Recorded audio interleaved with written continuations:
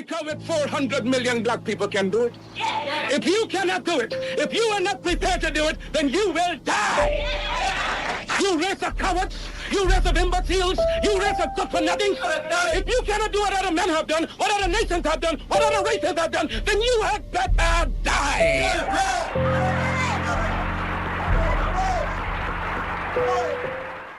We don't lack knowledge, we lack governance. We don't lack truth, we lack self-rule. We don't lack ancestors and a genuine identity. We lack the discipline to live as heirs rather than refugees. So we hide in belief systems that ask nothing of us, except total loyalty and blind faith, that is. That's not faith, that's voluntary slavery. The uncomfortable truth we avoid is that we didn't just lose power, we abandoned structure. Kemet wasn't great because people believed hard enough, it was great because it was organized. Law, order, cosmology tied to daily behavior, spirituality that required discipline. Mayat wasn't a vibe, it was a system. And when that system collapsed through invasion, conversion, and internal fracture, we didn't replace it with something stronger. We replaced it with weak, secondhand, regurgitated belief systems, or as we so like to fondly call it, good religion. Christianity, Islam, Judaism, Hebrew, it all comes after Kemet.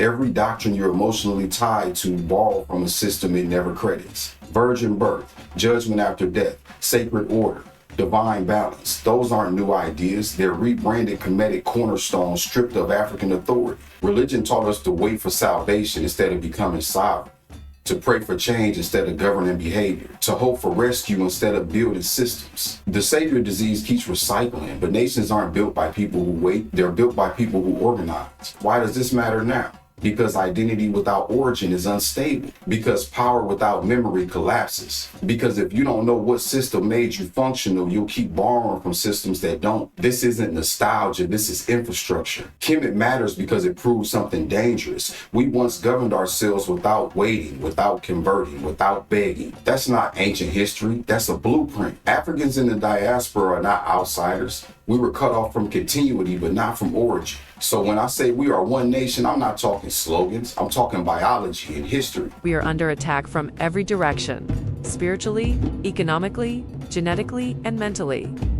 Get Sleeping Nation, the morning after 5,000 years at dynastygroupmedia.com. It's time to wake up.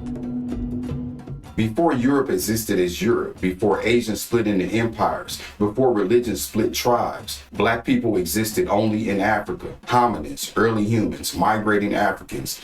Kemet wasn't a tribe, it was a culmination. Tasseti, Nubia, Napata, Nile Valley migrants, different groups, one civilization. That's not mythology, that's anthropology. We keep choosing identity over discipline. We argue names, we debate labels, we fight timelines. But we don't build institutions, we don't enforce standards, and we don't train heirs. That's why every movement burns hot and dies fast. No structure, no succession, no governance, just emotion. This is why I wrote Sleeping Nation the morning after 5,000 years. Not to inspire you, to indict you. Because a nation that keeps waking up emotionally but refuses to organize structurally isn't oppressed anymore. It's asleep on purpose. And sleep feels comfortable when responsibility demands sacrifice. We're not waiting to be saved, we're waiting to accept responsibility. We don't need a new religion, we need old discipline. We don't need new identities, we need governance. We are one nation.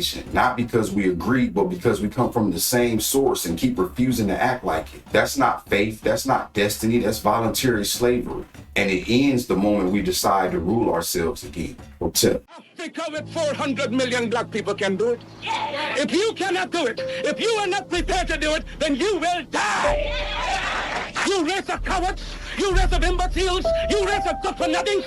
If you cannot do what other men have done, what other nations have done, what other races have done, then you had better die.